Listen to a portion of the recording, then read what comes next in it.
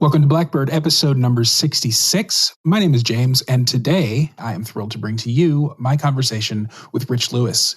Rich is a practitioner of centering prayer, which is sort of the next step in the ancient Christian practice of contemplative prayer and sort of the global spiritual practice of silent meditation. In the West, this practice dates all the way back to Plato, at the very least, and I'm sure he was writing about an already established practice as well. Centering prayer is a little bit different. I mean, it's very similar to like transcendental meditation or the Christian practice of contemplative prayer, but it also incorporates daily affirmations and some of the more kind of modern or even postmodern practices that we 21st century individuals have come to appreciate. I'm certainly going to be adding this to my sort of daily ritual, maybe in a modified form. And I think that you will get at least a little bit out of this conversation. So whether you're Christian or not, spiritual or not, I think that this conversation with Rich will benefit you and might even give you another little arrow in your quiver leading towards personal betterment and towards learning to fly. Before we get started, speaking of learning to fly, head over to blackbirdpodcast.com. Sign up for the mailing list with your email address. Sign up for the premium feed with $7 a month or $70 a year. If you sign up for one of those paid options, not only will you be helping me out and getting the satisfaction of knowing that you are assisting in this project, you will also get early access to all of these interviews. The interview that you're hearing today was recorded on September 23rd, and it is not being released until the middle of October, so that's several weeks. You'll also get the pre-show banter where the guest and I get to know each other, or even in some cases, dig into some pretty deep topics that aren't covered on the public version of the show. So if that appeals to you, $7 a month, $70 a year, head to blackbirdpodcast.com to sign up today. And with that, here is my conversation with Rich Lewis. Rich, welcome to the show. Thank you for joining me. Thanks for having me on. I really appreciate it. Yeah, totally. So you're kind of a guru, but not really, on centering prayer. Can you go ahead and, I guess, first of all, just kind of introduce yourself to the audience? Sure. So my name's Rich Lewis. I guess I've been practicing centering prayers since June of 2014. So obviously I'm more than just a centering prayer practitioner, but that's really obviously why I'm on your show. So I have a site called silenceteaches.com, and it focuses primarily on centering prayer and what it is and how you do it. So I've been at centering prayer, I guess, for 7.5 years or so, and kind of just have let it as part of our chat. I'm sure we will discuss how I even found it and why I'm doing it and what it is. But basically, I have a website. It's about 5 years old, devoted to centering prayer. And then I've just let it evolve. So from there, I teach it in the community in front of small and large groups, spiritual directors or churches or centering prayer groups. I talk. I have a book that came out a year ago called Sitting with God, A Journey to Your True Self Through Centering Prayer.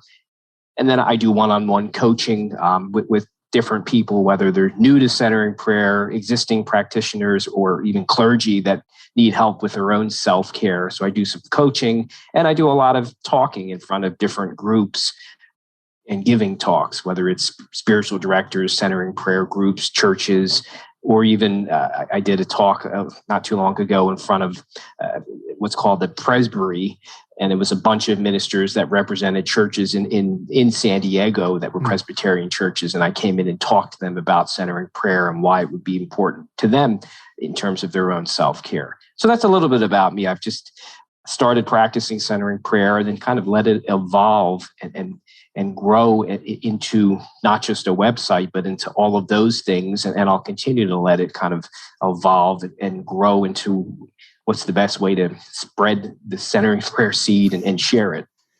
Cool. What is centering prayer for those who aren't aware of it? Sure. So centering prayer is two things. It is meditation, but it's also considered, so it's silent, wordless prayer. So it's meditation and a relationship with God. And it's been around since the early 1970s. It was created in the early 1970s by three Trappist monks. They saw transcendental meditation and other forms of meditation happening, and they wanted something for the Christian community.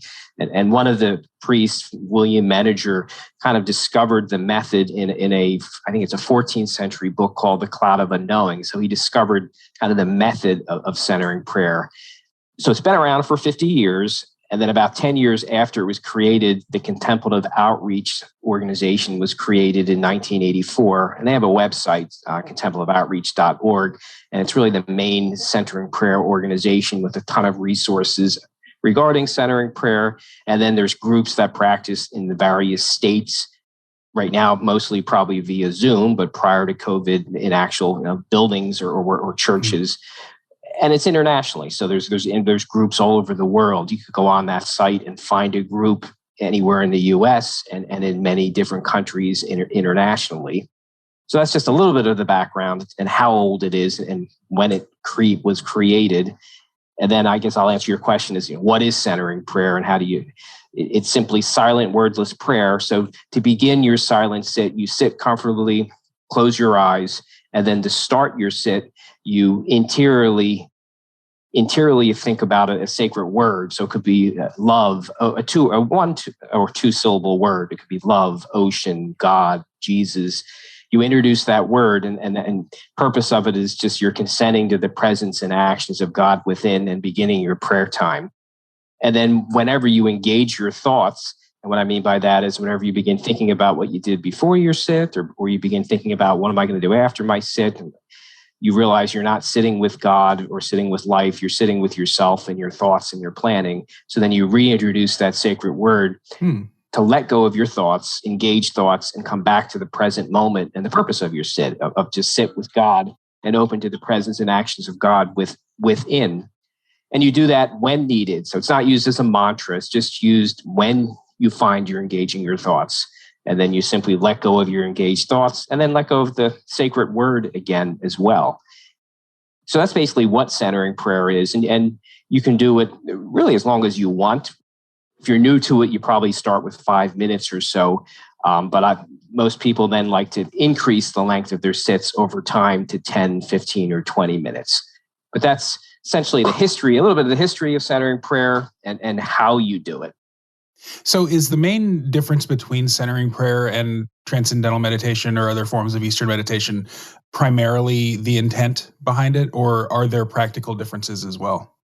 Yes, I would say the intent is the purpose is we're opening to the presence, or we believe we're opening to the presence and actions of God within. So we think of it as prayer. We think of it as just another way to develop our relationship with God or go deeper in our relationship with God, which is beyond words and thoughts. I mean, even if you think about it, if you're with a friend and you're taking a walk or a significant other, you don't always have to be talking. You're just with that person sitting on a porch or taking a walk or soaking in a neat scene if you're on vacation, looking at a beautiful scene. So, or even watching a movie, you're not always talking with whoever you're with. So it's kind of this similar thing. You're sitting with God.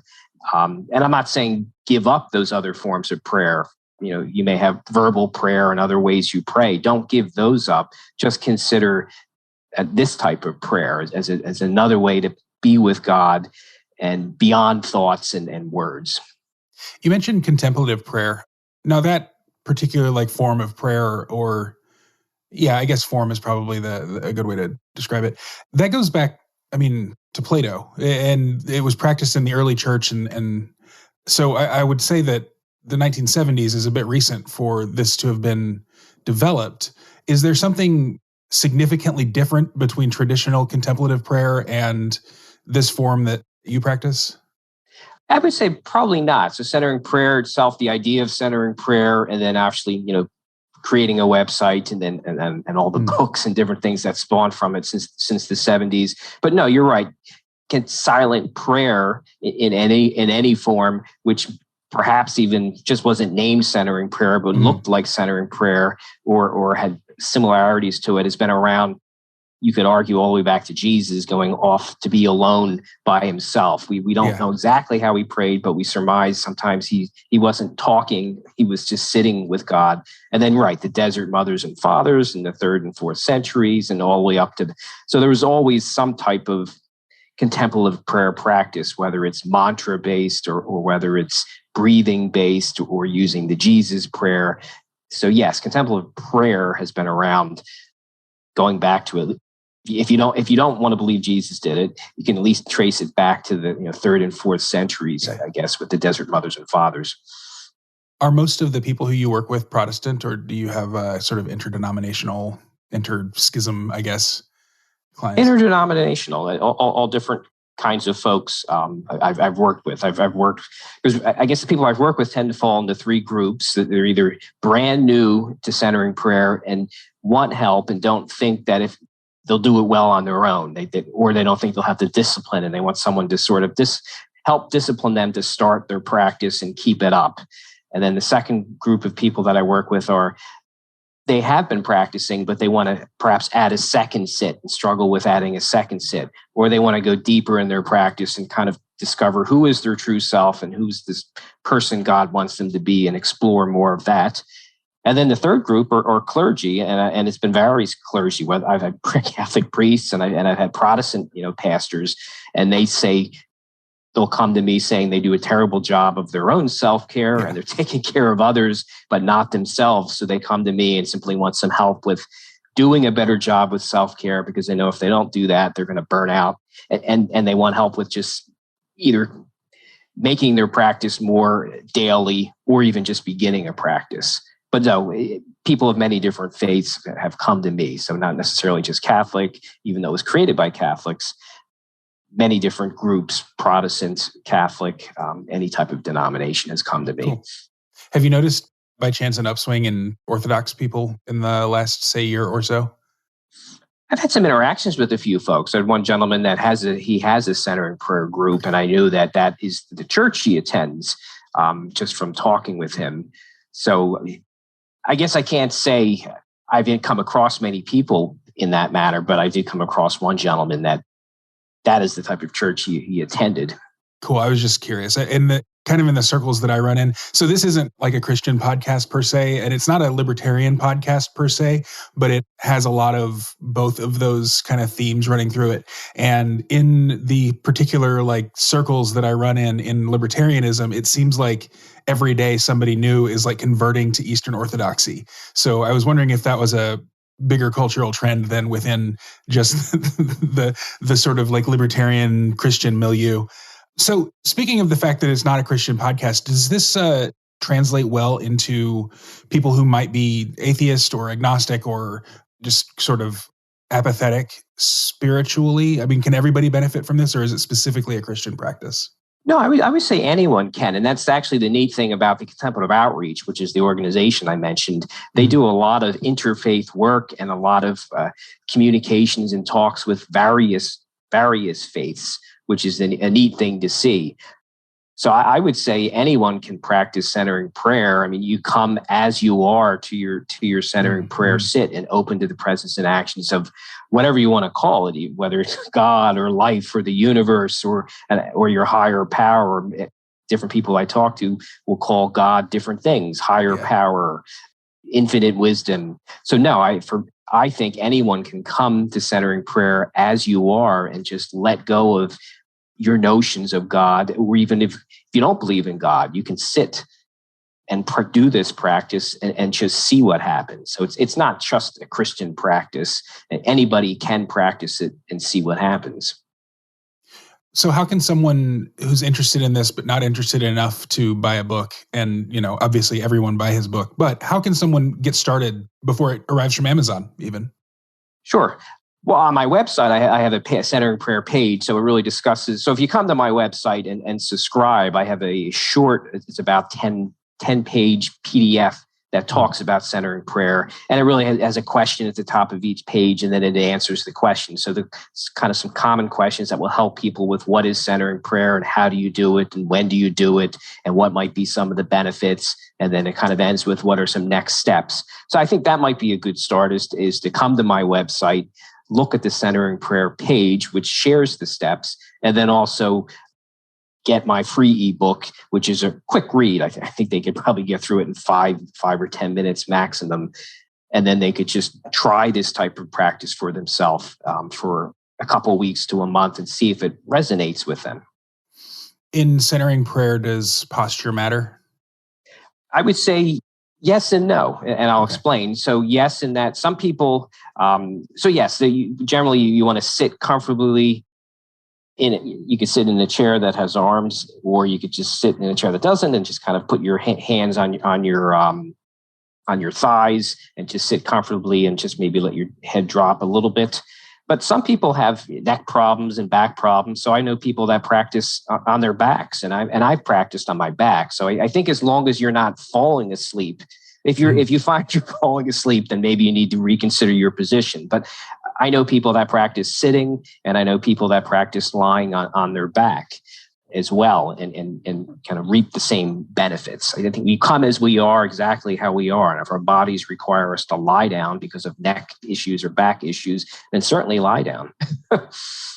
One of my favorite scenes from the show Parks and Recreation, it was when Chris Traeger, who's sort of this hippie vegan, TM practitioner, et cetera, drug Ron Swanson, who's this kind of right-wing anti-government, tough guy who only eats meat, that kind of thing. And he dragged him to a TM sitting, and Ron refused to sit down. First of all, he just stood on the cushion. And so Chris is sitting there meditating for like an hour, struggling through it, et cetera, et cetera. And after it, he asked Ron what he thought. And Ron was like, I didn't think about anything. My mind was completely clear. I didn't get anything out of this. And so Chris, who understood my mind is completely clear and I thought about nothing, he understood Ron as this like Zen master who unintentionally became a Zen master. So I guess leading into that, does centering prayer have that in common with like Zen, where it's sort of about clearing your mind and attempting to not experience anything? Or is it different? And maybe I have a mischaracterization of what Zen meditation is too. So, I mean, in that, with that description, I would say it's similar, because with centering prayer, you're letting go of any thoughts you engage. So you're just trying to be present in the moment and not think about anything. Or I think of it as you're going to the places between your thoughts, but then obviously you don't even know you went in between your thoughts until you have a thought. but Yeah. Essentially you're letting go of all thoughts and just opening to the present moment, opening to God. Or I think of it as I'm opening to God and letting God pray in me at a deeper level. And it's just a continuous return to the present moment and letting God act in me and letting God pray in me at a deeper level. And I notice it outside of my sit. You notice fruits of the practice outside of your sit. So I guess it sounds like they could be very similar in terms of you're letting go, clearing the clutter, clearing your monkey mind. And obviously it's impossible to clear it. You're just letting go of it. And you may continuously be letting go of it during your prayer. More often, sometimes you might find you're racing your whole time. Your thoughts are racing. Other times you may, and I've had times where I feel like the bell rings and I don't know where I went and I knew I wasn't sleeping. So I was able to clear the clutter better in some sits versus other sits. I know there are some like meditation apps that will play music or and obviously I'm getting like guided meditation is not centering prayer. That's different. But what about it? Like, is there benefit in having soft music playing, or maybe like a babbling brook, or whatever the sound effect is that helps someone kind of relax? Or is it supposed to be completely silent? No, I mean, I think it's okay. And it depends upon your setting. Like we generally try to be in a quiet, distraction-free setting. So some people are in noisier settings, whether if they're in the city and there's either honking horns or things going on, and it's too much of a distraction for them. That type of a white noise, many people will put like a white noise, as you're mentioning, in the background. I would say as long as you're using it as white noise to create that distraction-free environment. If you're using the white noise to enjoy the white noise, then you might want to reconsider the white, either eliminating it or finding a white noise that you're not enjoying too much. You mentioned earlier the fruits of the centering prayer. What are some of the fruits? Sure. I mean, I think, the one thing is they're kind of unique for each practitioner. So we come to our sits really with no expectations other than, in my case, I come to my sit, and many centering prayer practitioners will tell you the same. We just simply come to our sits because we sit with God and we want to trust God, and we want to let God heal us and transform us and do what God needs to do. So outside of our practice, we notice how things have changed as we continue our practice. So for me, if I look at my life pre-centering prayer and post-centering prayer, I am different. I'm a more excited person to live life. I think I'm more present and in the present moment and with people in conversations instead of planning what I'm going to say, and more willing just to see the situation for what it is and enjoy it. I'm a more confident person. And I'm more willing to kind of get out of my comfort zone and try and do new things. So these are, and then I seem to have wisdom will pop into my head for tasks that have eluded me. I'll be dropping my daughter off. She works at the local Wawa. One Saturday I was dropping her off and I'm driving home, and a solution to a task that I couldn't figure out at work popped into my head. So that type of stuff is what I've noticed. And I think if you ask other people that practice centering prayer, or for that matter, any type of meditation or contemplative prayer, they may share with you, how their long-term practice has seemed to change them as well. So I think I understand why it would help you be more patient with people and more patient in conversation. You mentioned that you're not sitting there waiting for your next turn to talk, but you're actually engaged with the conversation partner. Where do you think the openness to new experiences and the openness to, doing more exciting things comes from? That's a pretty big personality shift, especially if you're introverted or if you're a creature of habit. Sure. So for me, I think it's because if you think about centering prayer, the purpose is to let go of your thoughts. We tell ourselves things that are just not true. We tell ourselves, I'm the wrong person for this. Someone else is better suited. I'm too young. Someone older with more experience should try it. Or I'm too old. Someone younger should be doing this. Or this just scares the heck out of me. I'm not going to do it. You learn to let go of, during centering prayer, this posture of letting go starts coming with you into everyday life. So when you have these thoughts, you then let go of them and say, no, that isn't me. If I'm thinking this, I am the right person for this, and I need to try it. And even if it scares the heck out of me, that's okay. I just need to know, the next step. Maybe I want to have an end goal in mind, and I don't know how I'm going to get there, but maybe I know the next step, and then I can just keep taking next steps. So that's, at least for me, is what I've noticed. I think a lot of the noise in my head, I've been able to let go of and try and do new things, even though they scared the heck out of me. Do you think that it has effects professionally?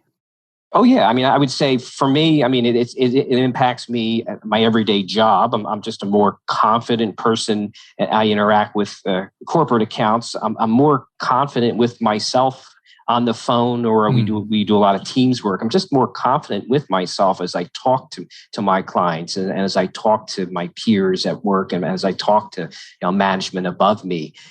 I definitely feel pre and post centering prayer. I'm just more calm and confident in myself. And even if I don't know an answer, I'm not afraid to tell them I don't have an answer, but I will get you an answer. So yes, it translates, for me, it's translated into the work I'm doing with my website. And it clearly has translated into my work and everyday interactions with my clients, because I'm just a calmer, more present, more confident person. For me, two areas where I really struggle are time management, so personal discipline, and my physical health. Making time to go to the gym, choosing nutritious food over junk food, that kind of thing. So, really what it is personal discipline. Do you think that a centering prayer practice helps with that kind of thing as well? I would, particularly with the time management, because if you think about, again, centering prayer, it helps you let go. So my letting go I do outside of centering prayer has helped me with my everyday tasks at work. I have a need-to-do list that sometimes looks like a mile long, but I can look at it and say, these are 5 things that I need to do today, and now I need to let go of these 20 because they don't have to happen today. So just let them go. Don't get anxious. Don't get worried. So I would say, yes, it definitely has helped me. And another thing that has helped me is, I do 2 sits a day. So I start my day with a centering prayer sit. And that just, for me, resets me, regrounds me, and gets me going. And then no matter how busy I am, I take a second sit right before lunch. And I find that the second half of the day, I'm amazed at how productive I am. And I attribute it to my second sit. So I encourage people will say, I don't have time for a sit. And it has a way of giving you back time because you need to kind of refill your reservoir, so to speak, and reconnect with life and come back to the present and let go of your anxiety over the second half of the day. So for time management, it has been very helpful in my job.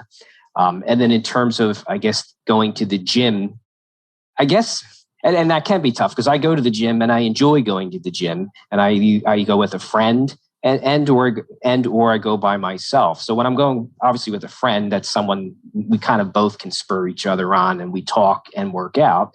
When you're going by yourself, then it becomes more of a discipline. And that's where I take my iPhone with me and I listen to podcasts and I listen to audiobooks. So I use it as time to not just consider it exercise time, but kind of learning time for me as well.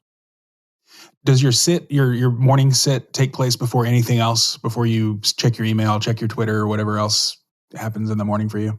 Yes. So it's really the first thing I do. So as I get up, I go right into my first centering prayer sit. Great. And I usually kind of have a quick ritual. And I call some people, I encourage people maybe have bookends, make it fun and put some structure around your sit. So before my centering prayer sit, I either listen to a short video or I read a short few pages from a book, or I'm a big believer in affirmations, single sentence statements of things I want to accomplish. I'll read them and then let them go to God and do my sit. So you can do something right before your sit for a few minutes, do your sit. And then after my sit, I usually read for about 5 minutes from a current book that I'm reading. And then after that, I begin my day. Is that any old book or is it like a spiritual book, generally speaking? It's any book. So any book that I'm currently reading, it doesn't have to be related to spirituality or centering prayer. It's just a book that I decided I wanted to read. So I'll read from it right after my sit. Great. I'm really big on developing a morning routine because right now I don't have much of one. I'm developing one though. And it's kind of happening organically, which I like. It's a little bit better than developing a checklist for me because otherwise, like if I had to discipline myself to do it, then it's not going to work. But so my morning routine, like I wake up, I take my dog out to pee, I make my coffee, I come in the office, I use an app for meditation called iAwake, and then I journal. And then not until then do I start reading emails and turning on podcasts and stuff. And I've noticed that when I follow that routine, I'm much more productive. The problem is, like, for instance, last week, I was so swamped with work that I allowed myself to stop doing that ritual. The dishes in the kitchen went unwashed. I was constantly harried at work. I was staying up till 1 o'clock in the morning, which then waking up at my normal time, like 6:45. So I was sleep deprived, all of that stuff. So when I needed it most, I let my morning routine fall by the wayside. Have you ever experienced that, or do you know people who have? And do you have advice for making sure that a stressful week doesn't make the sort of morning ritual become an afterthought? Right. No, I mean, unfortunately, I think it really just comes down to making yourself do it, whether you want to do it or not. And I'll even tell people with centering prayer, you might think, I don't want to show up, or I'm too busy to show up. Well, that's just a thought, and just let go of it and show up anyhow. And that's okay. It's part of the process. So even in your case, it's part of the process. So you really do have to discipline yourself just to show up. Obviously, if you don't show up one day, then you want to just forgive yourself, not beat yourself up, and then really try to show up the next day. And you're right. I mean, when you get away from your routine, you notice it hurt you, and it was something you needed, and it really set you up for success to begin your day. So I guess it really does come down to discipline, just making yourself do it, whether you want to do it, letting go of the idea of I don't want to do it, and showing up and doing it anyhow. How long are your 2 sits? Do you like set a timer, or is it just as long as they need to last? So they're generally 20 minutes each. So I use an app. It's called the Contemplative Outreach, has an app, and then you can set a timer that is like a bell that rings to begin your sit and then a bell that rings to end it. So I set the timer for 20 minutes. But people can do what they want. I mean, I would say any amount of silence is better than no silence. And there are times where, like the first one will be 20 minutes and my second sit might be 7 or 10 minutes as well. But as much as possible, I try to do 2 sits of 20 minutes. The first one in the morning is probably mostly 20 minutes. And then sometimes my second sit one will vary from 7 to 20 minutes, depending upon the day. But I don't skip the second sits. And then sometimes I'll have a third sit and it's just a 5 or 7 minute sit. I just feel like I need one. It's been a tough day, and I think I just need to take a pause at 3 o'clock in the afternoon and just take a 7-minute sit and then go back to work. So yesterday I did that. I did 3 sits, and I did a third sit of 7 minutes just around 3 o'clock. At this point, are you working in an office or from home? I'm working from home. I've been working with COVID. I guess we've been working from home since March of 2020. But even when I was in the office, and I guess then that can be hard. You'd have like at work. So obviously my first sit was in the morning anyhow. So that was before I arrived in the office. My second sit, I just would do it in my car. I actually would just walk to my car, and pretty much year round, I was able to do it because in the winter, I would just warm the car up. I didn't leave it running, but I would turn it on for 5 minutes and get it warm enough in the car. And it was warm enough for me. And then I would turn the engine off and then do my sit in the car. So that's where I did my second sit when I was working in the office. I would just walk to my car and sit in the driver's seat. And that's where I did the sit. So you can be creative with it. If you want to do a second sit and you're at work, you can do it in your car as well, weather dependent. Obviously, If it was super hot, but even then, I was able to park it more of under a tree and open the windows. If it was in the high 90s, that's when I wasn't doing a sit, and I didn't really want my car running. So that's probably the only time. But most of the time, even if into the mid to high 80s, I still could do a sit in my car under the shade of a tree and be okay. Sure. And I'm sure there's other places too. I mean, you could even just go to a Starbucks bathroom and put in some earbuds with white noise playing if you were desperate. The subtitle of your book, so the full title is Sitting with God, A Journey to Your True Self Through Centering Prayer. Talk about the true self. What do you think that is? Sure. So for me, the true self is the person God wants me to be. And that's what you do during centering prayers. You let go of who you think you are, and many times who you think it's impossible for you to be, because we, again, as I said, we tell ourselves things that are really just not true.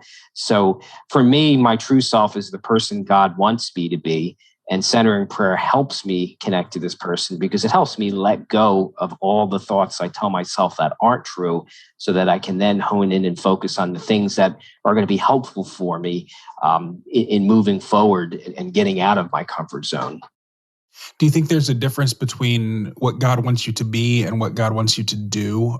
Are those two different things, or does one sort of encompass the other?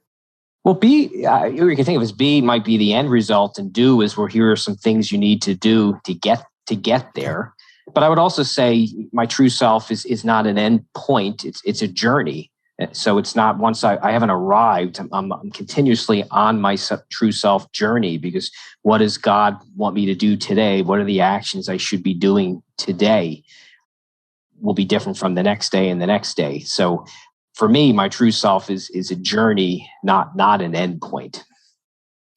And so how do you discern what it is that you believe God wants you to do and what it is that is just you yourself, like through your own desires, want to do or be? Sure. For me, and it's worked for me, I have I'll call it my true self barometer. It has a couple of things. It's because I mentioned earlier, I have affirmations that are in my life, and they're usually around my health and my physical fitness and finances and my job and my work with silence teachers. So they're single sentence statements of things I want to do. And then I let them go to God during centering prayer. And then they stick as affirmations. If, one, I have an inner peace and calm about them.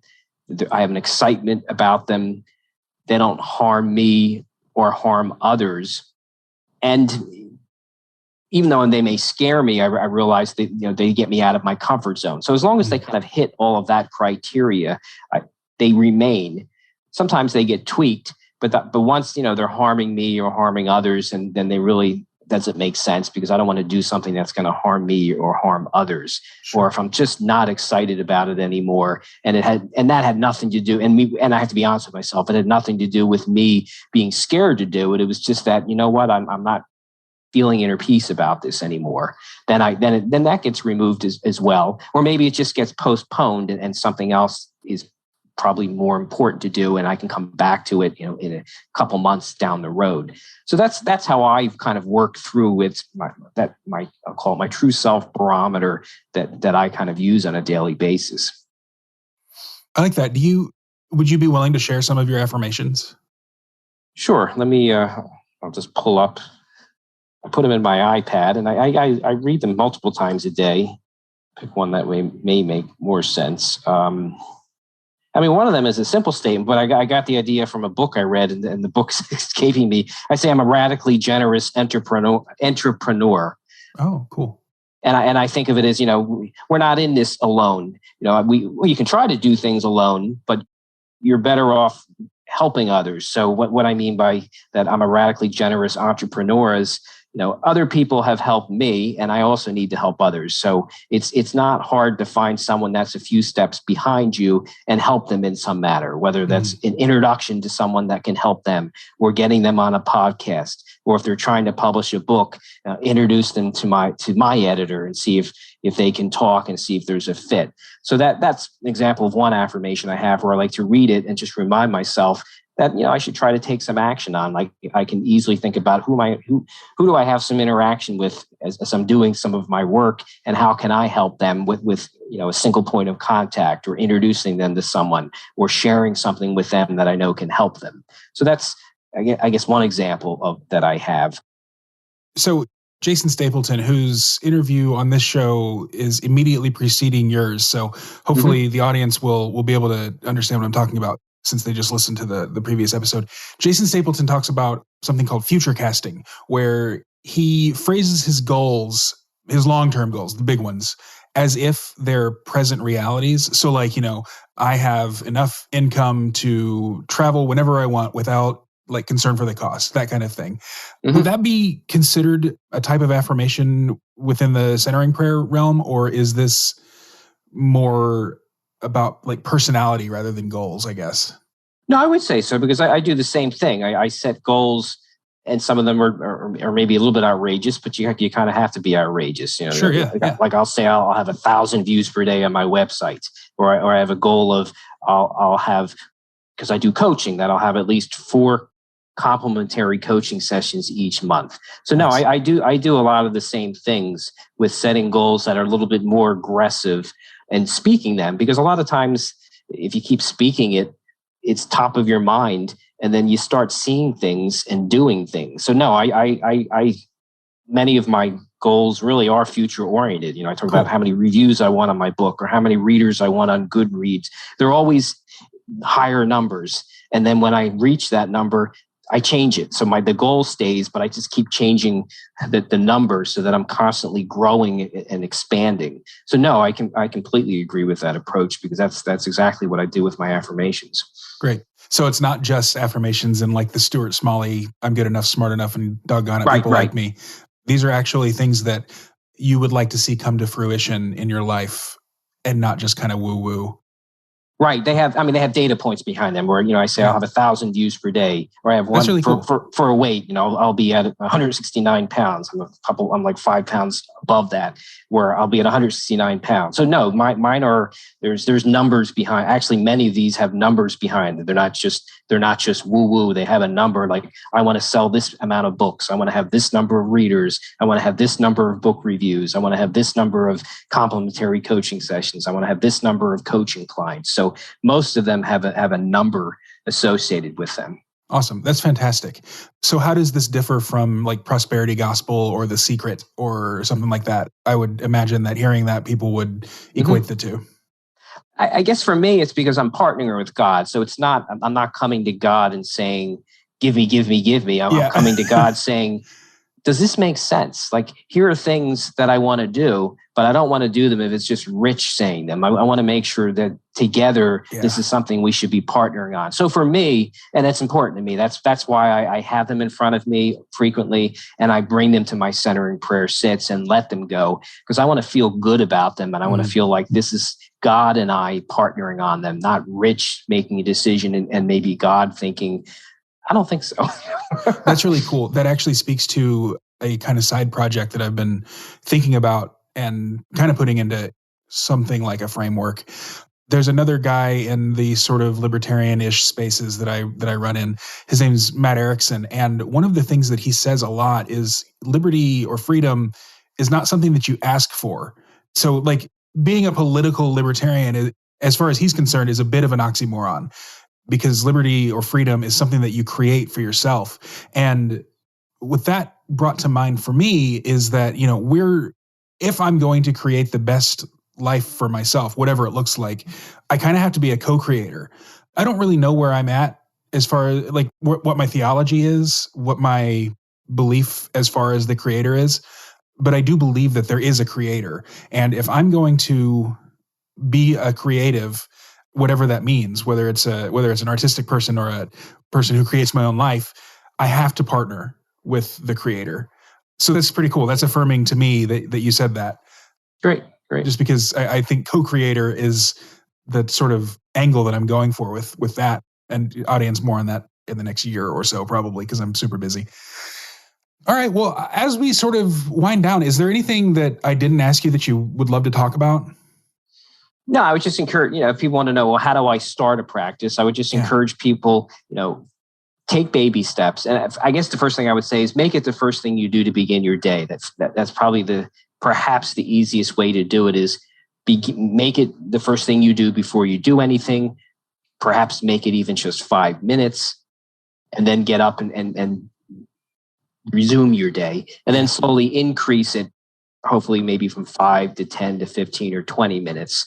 And maybe even add other things to that time, whether it's journaling or whatever you want to do. So just take baby steps, but I guess have the discipline to try it and make it the first thing you do to begin your day, rather than sporadically doing it whenever each day. You're not. It's not going to happen. I think you got to just create a habit first thing in the day.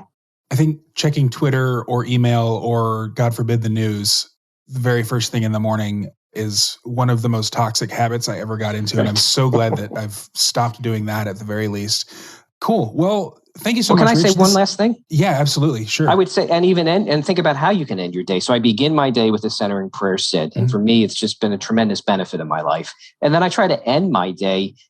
For me, I ended on my knees, thanking God. I just look back at the day and say, what am I really thankful for today that happened? And it can be anything, for the wonderful cup of coffee. I love coffee that I had, for the time I had to sit with my wife and talk, just for the walk I had with my kid or something. I just like to reflect back. What did I really enjoy? And just speak it out loud. And then I go to bed, because I'm going to bed with gratitude and sleeping with gratitude and hopefully waking up with gratitude. So maybe start your day with a silent prayer practice, even if it's 5 minutes, and then end your day with gratitude.